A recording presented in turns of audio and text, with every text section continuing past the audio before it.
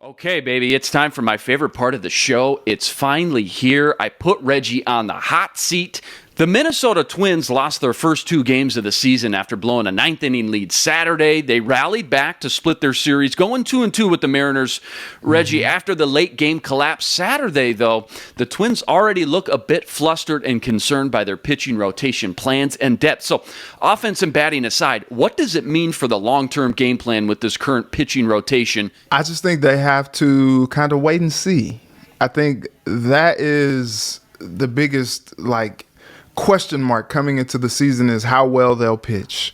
And, it's interesting because they've gotten all these bats. And I think as we've seen over the weekend, this team is banging. They're going to bang. Oh.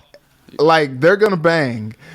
If Byron Buxton can stay healthy and he just is going to bang like that, and Sanchez can kind of have a little bit of a resurgence, and then you got Correa to the mix, hitting homers all the way to the third deck, that thing may not have landed yet still.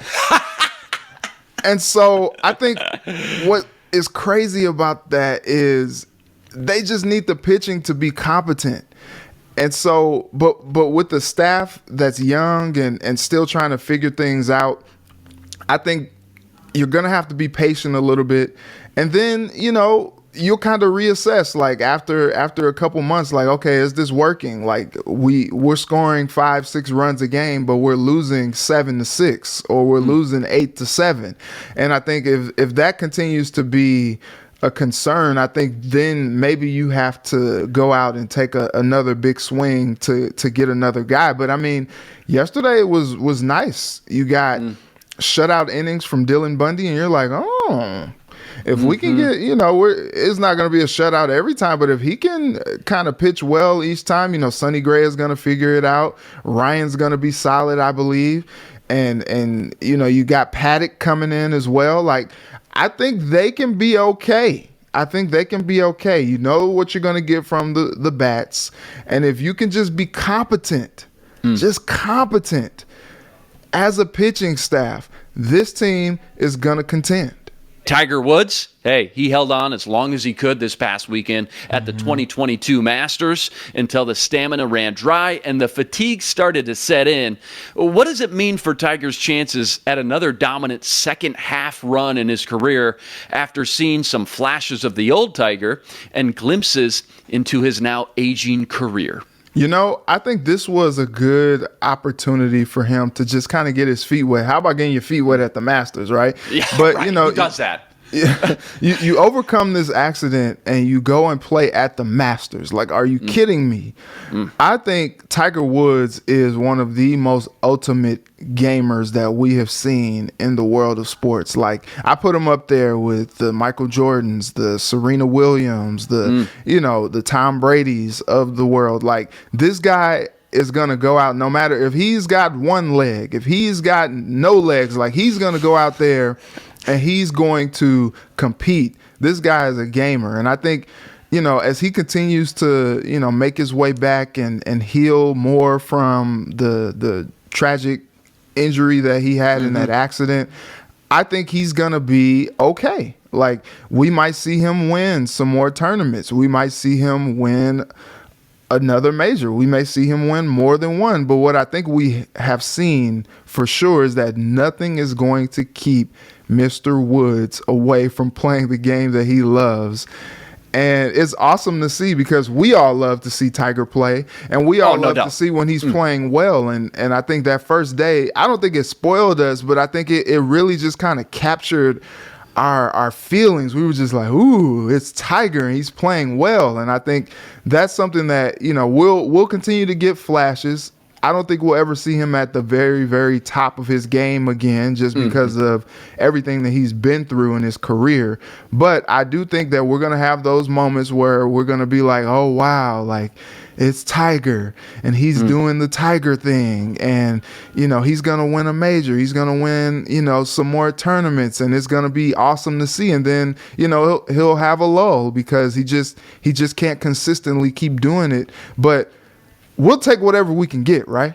No doubt. That's the ultimate point, right? I mean, the PGA golf is just, it's so much more magical when Tiger's in it. The memories and moments he's given us and brought the sport back to life over the last 20 years. I mean, you can't help but root for the guy. Something about seeing that Sunday Tiger red is just a beautiful thing. Agree with you. You'll never see peak Tiger again, but if we can even get some flashes, some glimpses, I think that's all that we can really ask for, and we'll appreciate and be grateful for any Tiger we can get.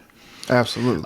The Vikings, they held their first mandatory meeting yesterday. I don't know if you heard about this, Reggie. And veteran leaders like Harrison Smith and Patrick Peterson, they were quick to note the change in the coach-to-player relationships, the overall communication in the building stemming from this new regime. So, Reggie, what does it mean when it comes to what we can expect look and feel different with this team versus what we saw the past 8 years with Mike Zimmer? I think players are just going to enjoy the game of football more. I think when you always talk about like, oh, players are motivated, these players don't need anything to help motivate them. They're making money. They're trying to provide for their families. Like every game, every play is a way to show their worth in this league, and they're not going to take any plays off. So the idea of like, oh, a new coaching staff is going to get more out of them because they can just, motivate them better. Nah, I don't necessarily buy that. But I think what is different is, maybe they'll enjoy, at the essence of football and all of these sports is they're just games. And when you're on the playground as a kid, you're having fun. That's kind of the best experience.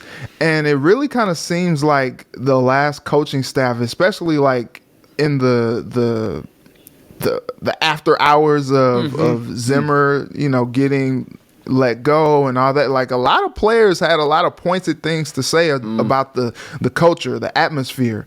And these have been things that this new regime have come in to really kind of like hone in on and talk about, hey, we're going to change the culture around here. We got to have a good, culture, a good relationship with all of our players and all of this good stuff. And I think there's something to that.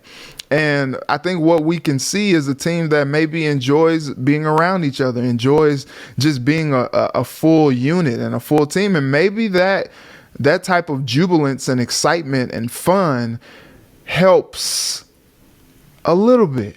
Yeah. No doubt. Yeah, like it helps a little bit in bringing a little bit more of a winning environment and culture and atmosphere to the team, because when you got a young youthful guy like Kwesi, a young youthful guy like Kevin O'Connell, their energy is easy to feed off of. And I think that is probably going to be the biggest difference regardless of everything else.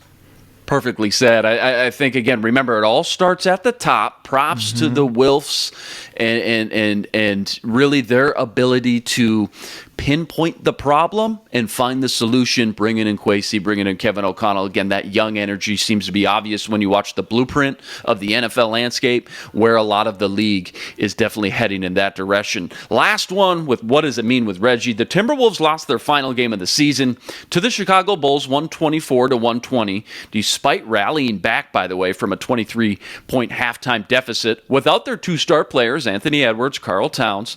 But, Reggie, what does it mean for the Wolves' confidence in these bench players who played a much more meaningful role and earned some valuable minutes in the comeback? Guys like Josh Okogie, Jalen Noel, Nathan Knight. This was a nice opportunity to see some of your bench and maybe what you could get from a guy or two heading into the playoffs. What'd you see? Well, first off, the fact that they lost, I don't think was the most important thing here, as opposed to getting those guys that playing time headed into the playoffs. When you got, you start a playoff game and you don't think that you will rely on the bench heavily in a playoff game like that. You think you'll really rely more so on your stars. But also, Finch knows that if he gets into a pinch, or even if he's not in a pinch and he needs to plug these guys in and play some meaningful minutes, that game gave them some confidence. You know, they were out there battling. They were out there getting their legs underneath them and getting in a rhythm a little bit so that when they come into the game, they're not coming in cold and coming in after, not really have played for the last several weeks. And I think that was interesting. You got some guys in there that are playing for pride, that are playing, because they got families to feed as well. And they got some pride on the line as well. They want to show that they can ball too, and I think that's something that, at times this season when the Wolves haven't been playing well, we've looked at that bench and we're like, okay, if they're only getting like 20 points from the bench, they're only getting 15 points from the bench, like that's just not going to get it done, because we know that on a game in and game out basis, the stars, you want them to be the stars, but you're not going to get 30 points from your three-headed monster every game. Some nights you may need Jordan McLaughlin to score 10, 12, 15 points, and sometimes he can. Sometimes you may need Taurean Prince to score 10 points for you off the bench, and he's capable. And what I think that game showed is that if they need those guys to come in and contribute, that they can and they will.